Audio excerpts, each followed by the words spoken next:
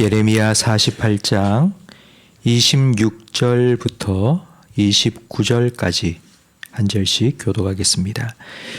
모압으로 취하게 할지어다. 이는 그가 여호와에 대하여 교만함이라. 그가 그 토한 것에서 뒹굴므로 조롱거리가 되리로다. 내가 이스라엘을 조롱하지 아니하였느냐? 내가 도둑 가운데에서 발견되었느냐? 내가 그를 말할 때마다 내 머리를 흔드는도다. 모압 주민들아, 너희는 성읍을 떠나 바위 사이에 살지어다. 출입문 어귀 가장자리에 깃들이는 비둘기같이 할지어다. 우리가 모압의 교만을 들었나니 심한 교만 곧 그의 자고와 오만과 자랑과 그 마음의 거만이로다. 아멘. 모압은 강력한 군사력으로 오랫동안 평안을 누렸습니다. 평안함과 안일함 속에서 죄는 더 깊이 뿌리 내렸습니다. 그 죄가 오늘 본문에 나오는 교만입니다. 내가 하는 일이 잘 되고 그 잘된 일을 누리며 살다 보면 내가 잘해서 된 줄 압니다. 내가 잘해서 잘된 줄 아는 교만한 사람은 하나님이 필요 없습니다.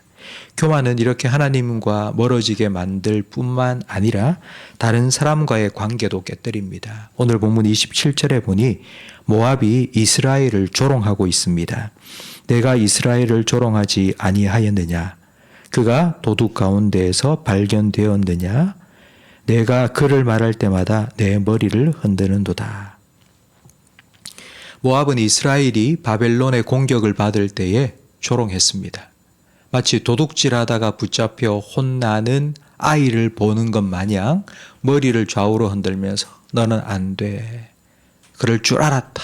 라고 비웃었습니다. 내가 잘해서 잘된 줄 아는 교만한 사람은 어렵고 힘들게 사는 사람을 볼 때 도와줄 생각은 하지 않고 조롱합니다. 네가 그렇게 사는 이유가 다 있지. 네가 게을러서 그런 거지. 네가 능력이 없어서 그런 거지. 라고 비웃습니다. 이 교만은 하나님을 무시하기도 하지만 사람들도 무시하게 만드는 아주 무서운 죄입니다. 하나님께서 이 교만한 모압을 어떻게 다루시는지 28절에 기록되어 있습니다. 모압 주민들아, 너희는 성읍을 떠나 바위 사이에 살지어다. 출입문 어귀 가장자리에 깃들이는 비둘기같이 할지어다. 성읍을 떠나 편안하게 살고 있는 그 성읍을 떠나 바위 사이에 한번 살아봐라. 그리고 가장 약한 비둘기처럼 두려움에 벌벌 떨면서 한번 살아봐라. 하나님께서 이렇게 모압에게 심판을 하십니다. 이렇게 심판받는 시간을 통해서 내가 아무리 노력해도 안 되는 게 있구나라는 것을 배우게 하십니다. 내가 감당할 수 없는 일들이 있다는 것을 깨닫게 하십니다. 고통을 통해 겸손을 배우게 됩니다. 겸손은 참 어렵습니다. 교만하지 말아야지 다짐하고 겸손해야지 결심을 한다고 해서 겸손해질 수 있다면 얼마나 좋겠습니까? 하지만 불가능합니다. 그런 생각을 하고 그런 마음을 가져도 마음 한쪽 구석에는 이런 생각을 합니다. 누가 나의 이런 모습을 보고 저 사람은 참 겸손하다 이런 말을 듣고 싶어 하는 마음이 있습니다. 겸손한 겸손한 내 모습을 드러내고 자랑하고 싶은 것, 이건 지독한 교만입니다. 겸손은 내가 스스로 노력해서 되는 것이 결코 아닙니다. 겸손은 배워야 합니다. 예수님께서는 나는 마음이 온유하고 겸손하니 너는 내게 와서 배우라. 그리하면 너의 마음이 쉼을 얻으리라고 말씀하셨습니다. 예수님은 내게로 와서 배우라고, 예수님의 겸손을 배우라고 말씀하셨습니다.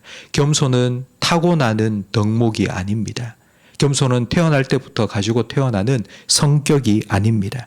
예수님께 배워야 하는 삶의 자세요, 태도입니다. 하나님의 아들이신 예수님은 하나님으로서의 모든 영광과 권세를 다 내려놓으시고 우리를 구원하시기 위해 사람이 되어 이 땅에 오셔서 십자가에 달리셨습니다.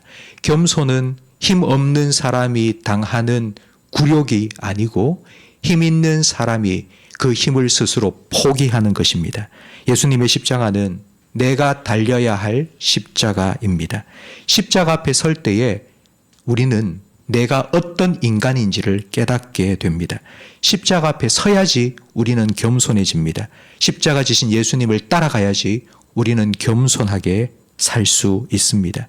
예수님께서 하나님과 동등됨을 다 내려놓으신 것처럼 내 생각도 좀 내려놓고 예수님께서 우리와 똑같은 사람이 되신 것처럼 다른 사람의 입장이 한번 되어보고 예수님께서 우리를 위해 십자가를 지신 것처럼 다른 사람 아픔과 고통을 함께 나누고 위로하고 도와줄 때에 우리는 겸손한 삶을 살아갈 수 있습니다. 모압이 심판을 당한 건 내가 잘해서 잘 된 줄 아는 교만 때문이었습니다. 내가 했다가 아니라 하나님의 은혜라고 고백할 수 있어야 합니다. 그래야지 다른 사람과 비교하는 것이 아니라 나는 이만큼 열심히 해서 내가 이렇게 사는데 너는 그렇게 안 해서 이렇게 가난하게 사는 거 아니냐고 다른 사람을 비난하고 조롱하는 것이 아니라 그 사람을 돕고 섬길 수 있는 겸손한 마음을 가질 수 있습니다. 베드로전서 5장 5절 말씀에 하나님은 교만한 자를 대적하시되 겸손한 자들에게는 은혜를 주시느니라. 그러므로 하나님의 능하신 손 아래에서 겸손하라. 때가 되면 너희를 높이시리라 말씀하셨습니다. 성도 여러분, 겸손은 무조건 낮아지는 것이 아닙니다. 우리가 살아가는 우리 신앙생활의 목적은 내가 무조건 낮아지는 것이 아닙니다. 우리의 목적은 하나님을 높이는 겁니다. 우리가 겸손해야 되는 이유는 하나님을 높이기 위해서입니다. 나의 겸손함을 통해서 이 모든 것이 하나님의 은혜라고 하나님께서 내게 주신 은혜로 내가 나누고 섬긴다고 하나님께 영광을 돌리기 위해서 우리는 겸손해야 됩니다. 나는 없어지고 사라지고 나는 드러나지 않고 오직 예수님만 드러나고 높임을 받을 수 있는 그런 삶을 살라고 성경은 우리에게 겸손하라고 말씀합니다. 성도 여러분, 여러분이 누리고 사는 모든 것이 하나님의 은혜입니다. 하나님의 축복입니다.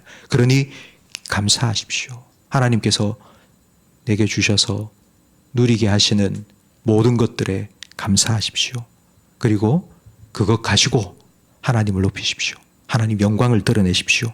하나님께서 여러분 삶에 겸손한 자에게 하나님께서 때가 되면 높이시리라 하신 것처럼 여러분이 하나님을 높이면 하나님께서 여러분 높이실 거고요. 그러면 하나님께서 더 여러분 높이실 거고요. 그럼 우리가 또 겸손할 때 하나님이 또 영광을 받으실 거고요. 그렇게 하나님 영광을 받으시면 그 하나님으로부터 은혜가 다시 흘러 들어올 거고요. 그럼 우리가 다시 높아질 거고요. 그럼 우리는 또 겸손해지면 하나님 또 높아지실 거고요. 그럼 하나님으로부터 은혜가 흘러 들어오고 축복이 흘러 들어오면 우리가 또 높아질 거고요. 여러분, 이와 같은 복된 삶을 살아가시기를 예수님 이름으로 축복합니다. 기도하겠습니다. 하나님 아버지, 모압이 당한 심판을 통하여서 하나님께서 왜 우리에게 겸손을 원하시는지를 다시 한번 깨닫게 해주셔서 감사합니다. 우리는 이 땅에 태어날 때 아무것도 가지고 태어나지 않았습니다. 지금 우리가 누리고 있는 모든 것들이 하나님께서 우리에게 베풀어 주신 은혜임을 믿고 감사드립니다. 하나님, 우리에게 지혜를 허락하여 주시옵소서. 하나님의 은혜를 깨닫는 지혜, 그리고 하나님께서 우리에게 베풀어 주신 모든 축복을 누리며 살 때마다 하나님께 감사할 수 있는 지혜를 허락하여 주시옵소서. 십자가 앞에 날마다 우리를 세워주셔서 주님의 겸손을 배워가고 닮아가게 해 주시옵소서. 나의 나된 것은 오직 하나님의 은혜요, 나의 나된 것은 주님의 축복이라는 사실을 늘 인정하고 나는 낮추고 나는 감추고 주님을 드러내고 주님을 높이며 살아가는 겸손한 삶을 살아가게 해 주시옵소서. 하나님 아버지, 오늘 우리의 삶을 통해 영광을 받아주시고 우리의 삶을 통해 주님의 영광을 나타내 주시옵소서. 예수님 이름으로 기도합니다. 아멘.